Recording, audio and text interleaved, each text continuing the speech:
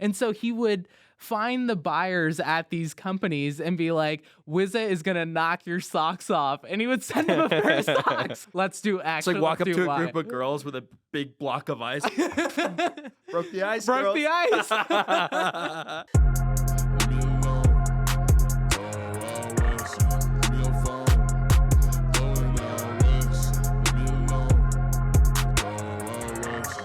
Welcome, everyone, to another episode of the Our Future podcast. My name is Simran Sandhu, and I'm joined by my amazing co-host, Michael Sakan. We're two guys in our early 20s who sold our company to a major media conglomerate, and now we give you the tactics, strategies that you can take to go start your own revenue-generating business. Yeah, and I think the main thing to note, right, is we're covering young entrepreneurs. Like, that's kind of what makes our show different, is that we're specifically focusing on people who have found success faster than their peers. And I think it's really awesome because even if you're like older or even if you're in high school, like it doesn't matter, right? If someone's like 21 and making millions of dollars, then you can too. Exactly. Right? If some bloke can come out of his mom's basement, you know, with a year of college under his belt and make $6 million a year, like the guy we're about to talk about in the first case study, then anything's possible. The sky's the limit. I want to start off by telling you about this 25-year-old entrepreneur. His name's Stephen Hakami. He's doing several millions of dollars per year in revenue by creating a software tool that could eventually overtake Zoom Info. He's able to break through into a really competitive market. You know how many services there are for like finding emails? Like I could name 5 off the top of my head. Yeah, and I'll tell you what, his story is so compelling. So let's go ahead and start there. Steven started off as a young hustler. He's selling these flip phones, and as he gets older, his parents are pushing him to go to college, but he doesn't really want to do it. So to appease them, he goes for 6 months and drops out, but doesn't tell them about it. In the meantime, he takes on this sales job where he's doing entry-level sales, but he's getting exposed to a ton of cool opportunities in the space. So he eventually leaves the job to go pursue his first idea, which was a tool that would scan your email and identify prospects that you've reached out to, but haven't followed up. I honestly think that was like a good idea. Yeah, because, I think so too. You know when Gmail's like, oh, like sent 6 days ago, follow up? Yeah. Like if that could be like standardized with a tool and like I could know. Because I remember when I was doing podcast guest outreach, I wish I had a tool like that because I never brought like a serious CRM. Like if you're not going to take a CRM to manage like your outreach, like you might as well have this tool to make sure that if the manual way you're doing it is like, you're getting it right. Yeah, I mean, the issue was that it wasn't a big enough problem that people would want to pull out their wallets and go spend money for it, right? But I think he learned a lot from it. He found his first developer from Upwork. He spent $3,500 doing this.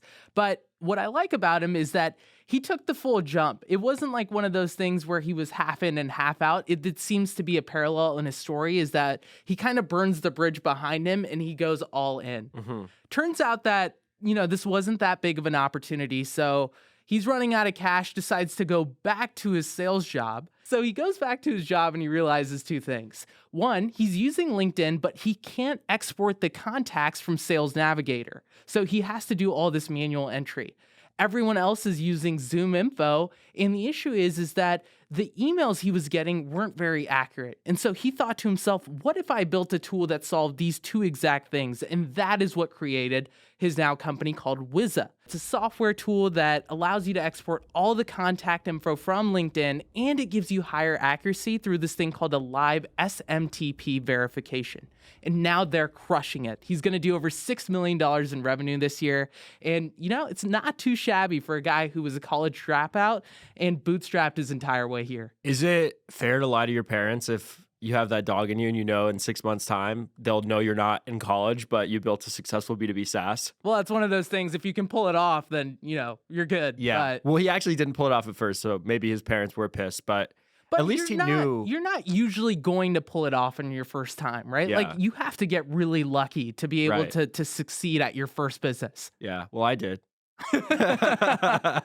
No. But I think another thing sticks out to me in that what he did was he like always kept that door open with his like last job, right? Like he had a really good relationship with his boss, which I think is good at his sales job. And then because sales is what he knew, that's the company he started. Like, it goes back to just finding that core competency. He did sales. He was good at sales. So he's going to build a SaaS tool in sales. It's interesting. How many salespeople you think encounter some friction, some problem, some annoyance with how they go about prospecting and then actually decide to go and start a company to do something about it?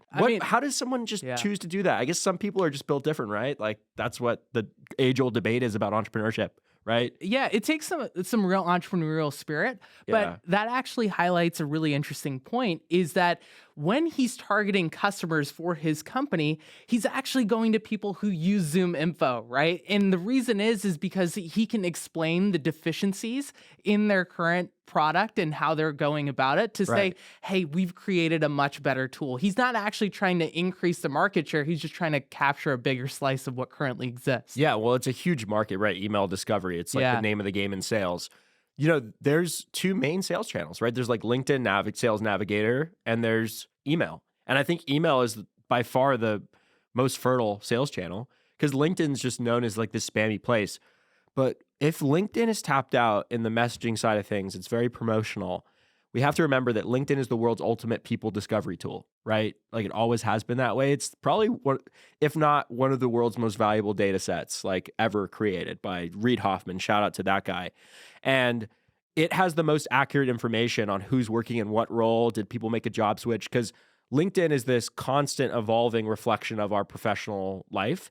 And whenever someone's fired or laid off or they move job or they start the first place they're going. Yep. So it has the most accurate information in the first place. So if you're going to the most high quality data source, his challenge was you couldn't improve that data source in that origination point. So he enabled you to mass export. Now, what I think is really interesting, so instant gratification. So, you call an Uber, you're gonna want to cancel that if it doesn't come within 5 minutes, right?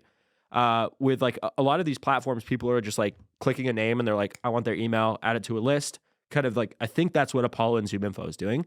You create a prospect list and then it's instantly like getting the email and putting it in a spreadsheet.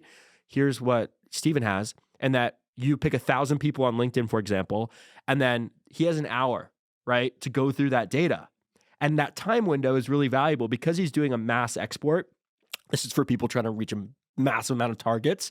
He can then bring a higher quality. He can do more brute forcing and pull from more databases to give you a higher quality output for those emails. Yeah, because I think what Apollo and some of these other tools do is they just cross-reference against their own database. And so it's limited to the kind of information they already have. Mm-hmm. And when someone changes their job on LinkedIn, it can take up to a year before Zoom Info even recognizes it and makes the update in their system, right? So you're not working with real-time info.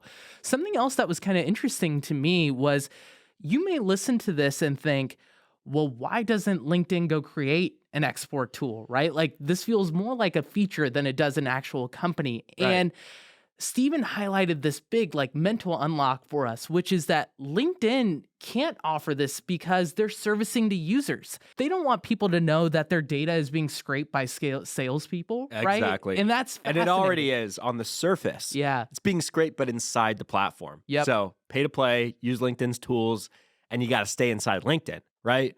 With Steven's tools, he's making it so you can then leave LinkedIn, and LinkedIn doesn't like that behavior. So I think it's interesting how he's been able to find a way to take this high quality data and then improve it on his own platform. So we talk a lot about essentially like platform cannibalization. I guess that's the right term to use. Just read a tweet about how Shopify essentially like copied a few Shopify apps that were successful on its platform. Amazon does the same stuff. They see what's working on their app store, not their app store, on their marketplaces, and then they copy it with Amazon Basics.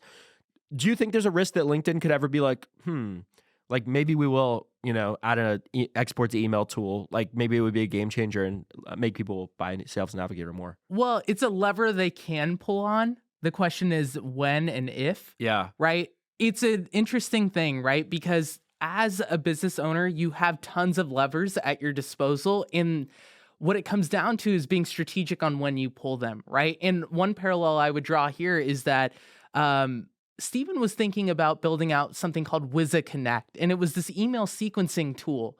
And he tried to do it simultaneously while he was building out Wiza, but realized he was spreading himself too thin. And I think that's a trap a lot of us entrepreneurs fall into, which is like you see so many extensions and use cases, so you want to go build out every single thing. And it's like, no, tap out and focus on one specific thing, exhaust it completely, and then go pull the next lever, right? Because what happens is you spread yourself too thin, you haven't actually exhausted that first resource, and now you're getting like 50% of the way there. Now you're focusing on the next thing, and there's still so much room and money on the table. Absolutely. I mean, if you look at the Morning Brew, right, they waited years before they launched Marketing Brew and Tech Brew, right, and like did that copy and paste model for like their original product that worked.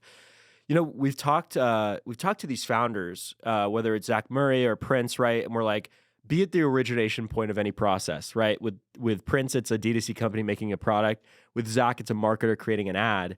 With Steven, it's a sales guy coming up with their prospect list, right? So they're catching people at this very early stage in the value chain.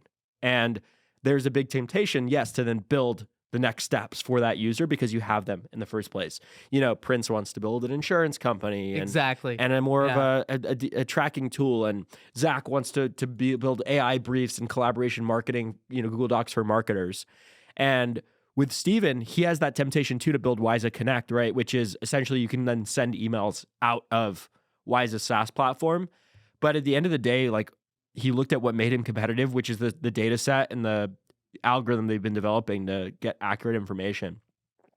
And by focusing on that, he knew he could scale his business and keep growing as opposed to putting a halt on the growth for a feature that he wouldn't know would actually make people want the product more. It's like a distraction, right? So avoiding the shiny object of expansion, even though it's very, very clear it's going to be in the cards, right?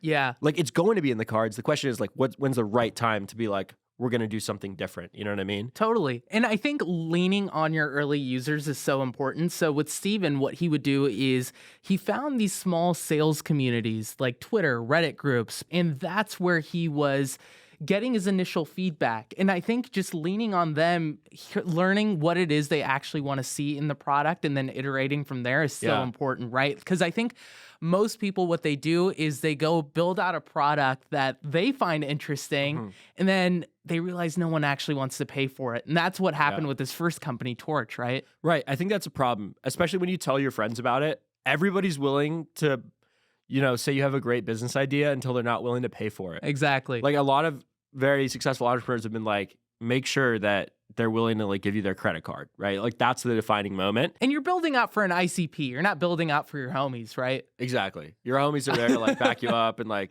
they want to be on the yacht one day, but you like put the homies to the side, you know, like find people who are more qualified. Another thing I thought was interesting about Steven is when he launched Wiza, it was like day and night difference from Torch. Like instantly people were super excited about it. Like it was a real problem they had, right?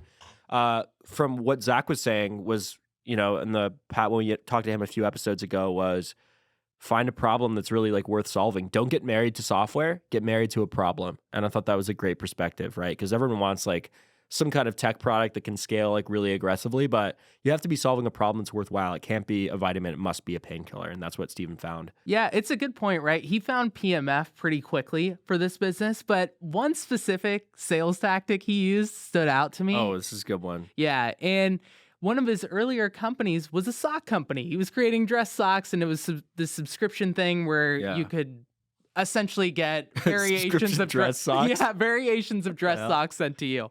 And so he had a ton of inventory left over. And so he would find the buyers at these companies and be like, Wiza is going to knock your socks off. And he would send them a pair of socks, right? And it's just like one of those goofy things.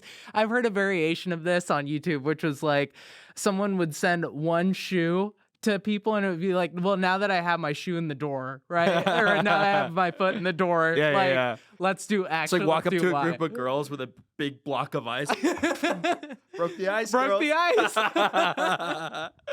Oh, man. So that's a funny one. Yeah. I don't know. It's always like tracing that through line between kind of like your past and your future, right? If you can find those things that, you know, just those funny things that make you all a bit more different and really piece together your personality. That's what Steven did by reaching back into the sock inventory. So I think it's worth noting this guy was like literally a founder from day one. He just took time to brute force different spaces and find the opportunity that actually had legs. You know what I find most interesting though is everyone's like distribution, marketing, like you need to be a big creator. Like Steven is very low key. I mean, I'm really happy he was able to come on here and tell us he was making $6 million a year and talk to us because he isn't incredibly private. And it's healthy margins too. Yeah. I mean, it's a phenomenal business. But like, dude, he's not a marketer. Like he didn't really spend that much time promoting the product, doing growth hacks, at least to my knowledge from having spoken to him. So it's like, if you have a good product, it will sell itself. And I think that's really comforting for me because when I think about launching another business or doing a new product or something along those lines, I'm constantly in my head, I'm like, how is it going to grow, right? And everyone on Twitter is like distribution over product any day of the week. But there's some products that just grow. They're so good, they just grow. Mm-hmm. You know? Isn't that interesting insight? Like he isn't on Twitter talking about his numbers. He's making $6 million a year. He wants to make $100 million ARR, you know? I think that's one way you could go about it. I'm hesitant to say that like that is the only way you can do it because people do use distribution first methods and do extremely well with it. I think our chief content officer has a really good analogy on this, which is his distinction between product and distribution. Product in this case being food and distribution being water. And the way he explains it is that you need both to live. But if you've got good distribution, you can live just a little bit longer. That's a good one. Yeah. His goal is 100 million ARR. Do you think he can hit it? Maybe it's if he adds these other features and expands out of this one-click export, he could build a behemoth that really goes to bat. I mean, Zoom Info, I think we were talking about it, does billions in revenue per year. Does over $1 billion in sales. Oh, man. Do I think they can get there? Yes, but they're going to have to move up market. My hunch is that the people using it right now are more of, Joe Schmoes like you and I, one-off people, than it is like massive. Me a Joe Schmo, bro? In this context. But I think bigger enterprise sales teams would need to adapt and adopt this for this to get to the $100 million goal. I guess like how do you escape the vortex of competition is moving up market, up the ladder, right? Trying to get to like the bigger blue chips because you already have some credibility with the small to medium-sized businesses. That seems to be a guiding philosophy and business strategy for a lot of the young people we've seen build like software products, just because it's so competitive. Like if you're in the small to middle market for a product, like you're just going to get flooded with competition. And Wiza was, Steven was telling us that Wiza had some competitors pop up. But over time, he had the better product and now he's going to get into better companies. It's like with us, dude, you know how many short form video agencies, came out after us and like started going down after the lower market and we're just like, see ya. Yeah. Is there anything you don't like about his business? I don't like the competitiveness nature of the market. I think there's like an index for how competitive a market is. Business school, the one class I paid attention to, it's like business strategy. But I would put it in the higher rung of that. Like I think airline was at the top, like airlines. Sure. But Zoom Info, Rocket Reach, Hunter, Apollo. There's so many different ways to get someone's email, and they're all pretty fucking good, man. Mm-hmm. HubSpot, Salesforce. You're competing with some of the biggest, most well-capitalized companies in the world. So I think CRM's a little different. I think sales is it's a great, it's a very important process in business, and it's great to attack that market and that category. And people are going to make a lot of money. And at the end of the day, if you're building a product that helps people drive more revenue, it's a great product. Well, that's cool. Get us started with entrepreneur number 2 for the day. Yeah, so let's talk about Kathryn Cross over at Anja Health. This company really blows my mind because, for one, I will tell you what it is, but first I want to tell you that Kathryn doesn't have a technical or medical background. So she started this healthcare company, and it's called Anja. So essentially what Kathryn found or had noticed, so there's two things. So first off, her personal story, and second, a market trend. So her personal story was her brother had an awful drowning accident and developed, very sadly, cerebral palsy. Now, her and her mom were researching treatments to help alleviate the symptoms of cerebral palsy, and the stem cell treatment actually turned out to be one of those things.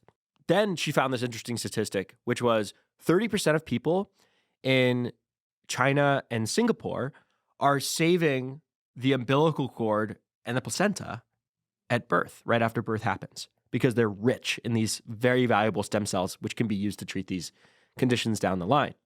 And they're freezing them and keeping them as like a bioasset over time. So what she's doing with Anja Health is trying to bring that behavior over to the US, in that you have this really valuable asset, the umbilical cord, the placenta. It's full of stem cells at birth. Yeah, and they're cutting it, right? And like they discard the umbilical cord. Right. I actually have heard of some crazy stories of like people eating their placenta after birth because it's like very nutritious. But besides the point, this is a bioasset that would otherwise is underutilized. So she found an underutilized asset. They consider it a biohazard, I'm pretty sure. Yeah, it's like bio-waste. Yeah. Throw it in like one of those, you see like the radioactive sign. Yeah, you know, scary like, radioactive yeah, it's like hella sign. sauce, bro. It's like when you're giving samples in like a healthcare institution. But it's a very valuable thing because if you develop any of these conditions later, if it's multiple sclerosis, leukemia, certain types of cancer, stem cells can be used to treat it. And stem cells are at their highest fidelity when they come from the placenta and the umbilical cord. Yeah, because the other place you could get them is your bone marrow. Right. And the umbilical cord is great because the cells are new. They haven't been interacting with other cells in the body, at least is how I understood it. And so it's like this pure origin source for you to be able to pull from and harvest and put in this lab so you can tap into it when you need them. Oh man, this is a wild business, right? Yeah. Like she doesn't have a healthcare background and she's literally like in the bio-containment storage space. And do you want to talk about the business model? Because it's pretty nuts, right? So, well, before the business model, I want to just like dumbify down the process, right? Because there's a lot of nuances here that you factor in. At its core, this is a supply chain and a media company, and I'll explain to you why that is the case. If you think about it, there's three key people in the puzzle here, right? You have the parent who is giving the stem cells, right? Like the umbilical cord, in this case, the mother. You have the lab, which will store the stem cells for decades, over 70 years if need be. And then you have the courier, who is kind of the messenger, the intermediary who goes between the lab and actually going up and picking up the stem cells from the mother, at the hospital. Wild. Right? And she is white labeled essentially the service. These aren't her couriers. These aren't her labs. She's just white labeling. They're already doing stem cell harvesting for other things. And so she just found her own use case and was able to bring in that angle and build a business around it. Now, how is she getting the attention and the awareness for it? She's actually pursuing a TikTok strategy, which is crazy, right? Yeah, I mean, education is the piece that is going to be the hardest part here, right? Yeah. Like she created the supply chain first. She figured out how to get these things stored and frozen and accessible in the future.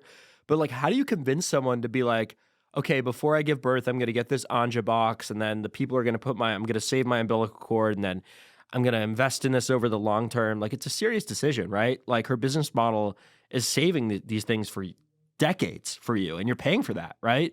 So that's what I think is going to be her biggest hurdle, is actually telling people you should be saving your umbilical cord and your placenta. She has built the wildest subscription model I have been exposed to. At Netflix. Yeah. Take notes. Yeah. Take notes. The LTV on this is insane. Well, you are put in this 8-year subscription model where you're paying, I believe their smallest package is what, $40 to $50, right? Yeah. And you're paying this a month. They store these cells in 20-year blocks, right? So you're forced into an 8-year subscription to hold these cells for 20 years. And I was just like, this is crazy. Like, I cannot believe that. I mean, granted, it is serious, right? Like, this kind of plays into that like life insurance aspect. It does. Would love to hear your perspective on that. Well, what if you forget about it? Like, what if you like have the baby and you bought the Anja box and you just forgot? It's such a serious issue, though. It's serious enough you won't forget. You wouldn't forget when the time came if you needed to, and if to pull into. You ever needed the treatment, you would remember probably. Yeah. Right. It's just like, it is an insurance play in my mind. What are the chances that you're going to get one of these rare or, maybe even more common conditions that will need stem cell treatment?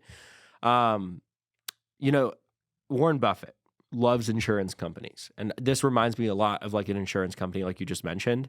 And that's probably not going to happen, but you should 100% be doing it because you'll never have the chance to again. The thing about life insurance is I'm like, oh, okay, I can always get life insurance at some point. I'm 20, 30 or whatever, like probably not going to be sick or find a condition next few years. But with this, it's like you have one window. You have 72 hours after you give birth to protect this precious information encoded to you. And you may not have a chance to get that ever again from a donor, from anybody else. The time window is limited. So I think with Anja, it's like, how do I create a sense of urgency, right? Maybe how do I do a little fear mongering in marketing, right? How do I make people really feel like they need this, right? Because let's be real, this is this right now as it's presented is a nice to have. It's not a need to have, right? And she needs to move, because if she could do what the stats are in China and Singapore on this, 30% of parents are saving this bio product. I mean, that could be a multi-billion dollar company in the United States. Yeah, I mean, as a parent, I would feel an obligation, a responsibility to subscribe to a service like this. If I knew that $50 a month, and if my child was to face some life-altering disease and this could be the solution they need, right? Like when I think about it in that lens, I'm like, well, yeah, $50 for my child. $50 is nothing. I would pay hundreds if that's what was required. Right. It's crazy kind of the advances in this space. With like IVF, you can like pick the gender before. And I honestly, dude, like this whole market of targeting rich people having kids is probably like a pretty valid one, right? I mean, I guess besides Anja, like think about CRISPR and all these other genetic advancements, like being able to like pick your child's like eye color and height and intelligence and things like that. Like that's coming. You know what I mean? So she's like approaching that same market. I could see this being something that a lot of, like a wealthy parent in private school is telling other parents about, like, hey, did you use Anja? Like, yeah, we saved our umbilical cord. Did you guys? They're like, no. It's like, oh, must not know anything about how to protect yourself and your child then, And it like, there would create a lot of like FOMO amongst that audience, I feel like. Everyone wants to be the best parent. Everyone wants to signal that they're the best parent. I guarantee you these mofos will be slinging this thing around the preschool campus.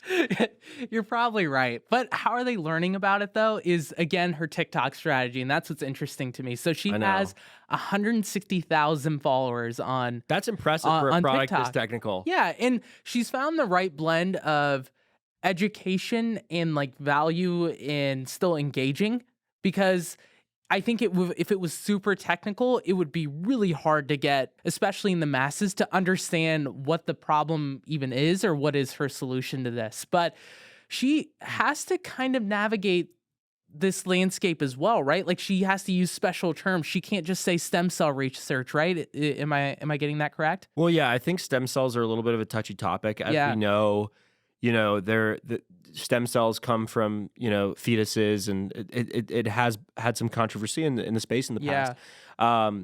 But so she uses the term cord blood banking. Cord blood. Yeah. I think that's such a cool name, like cord blood banking. It's like out with fintech. Let me get on that cord blood banking. That's the future. Yeah, but for some reason, I also feel like if you can own a phrase, that probably only helps you. Like if I think cord blood and immediately my head goes to Anja Health, right? Like how powerful could that be? Yeah. Because if I think of stem cell, I don't think of Anja Health. Right. But imagine being like us and owning our future, bro. That's big. Yeah. I mean, it's a very apples to oranges comparison. It's almost hard to even like draw parallels from like a media company outside of her distribution strategy. I mean, if she can become the 23andMe of this category, like I think that's the play. Because when you think of genetic testing, it's like, let me get my 23andMe. Like even if you use Ancestry.com's test, like it's like, oh, I just got my 23andMe back. It's like the Kleenex or the Uber, right? So she could become that synonymous company in this nascent category of saving the umbilical cord and placenta. So I think massive market opportunity. It'll just take a lot of time and education to get more people to actually start participating in this strategy of insurance and protecting this very valuable thing. So, if she can keep going, and she's raised a good amount of money, I think she's raised millions of dollars. Alexis Ohanian, Balaji, right? The guy who made that Bitcoin bet. He also used to be in biotech, and he was the CTO of Coinbase. So she has some good backing. It will take time, but if she gets even a small percentage of this market, this is a very valuable subscription to have and to sell to people. So the market is huge, right? It's like every 3 minutes, someone in the US is diagnosed with a disease that could be treated with cord blood stem cells. Now, here's something I find interesting, right? She has all this bio content, right? And stored in this lab. What happens when people are trying to get stem cells for their illness? right? Maybe they forgot to sell theirs. They forgot to store theirs at birth.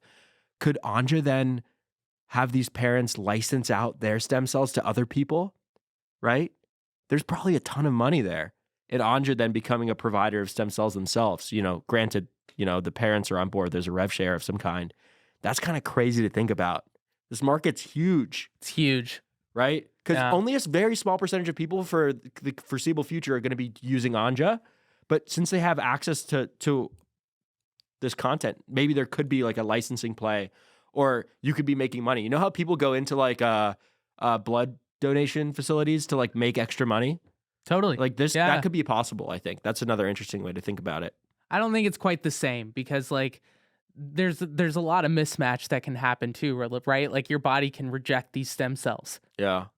All that to say, I think it's really impressive how she's built this company. I know. That she only has like 3 or 4 people working on this with her. She's raised millions of dollars, but she's been so lean. Like, even with the packaging of these kits, she found a guy from Fiverr. Like, kudos to her. This is awesome. I think it's cool her background was in like design because the website looks amazing, and I really like the branding on the product. Yeah. It feels very like health kit, like 23andMe. I like those products. I think they're marketed well. Totally. Best of luck to Kathryn Cross, the 24-year-old maverick going after cord blood banking. Cord blood banking. Cord blood banking. All right, everybody. Thank you for tuning into this episode of Our Future Podcast. If you haven't checked it out yet, go and see our interview with Sam Parr. It was phenomenal. Got a ton of great feedback on that. And make sure to hit those 5 stars, whether it's Apple Podcasts or Spotify, or if you're on YouTube, make sure to smash that like button. Smash that like button. We need that. We need that. And the subscribe button as well. Gentlemen's agreement. Stay frosty, everybody. Stay frosty. Peace.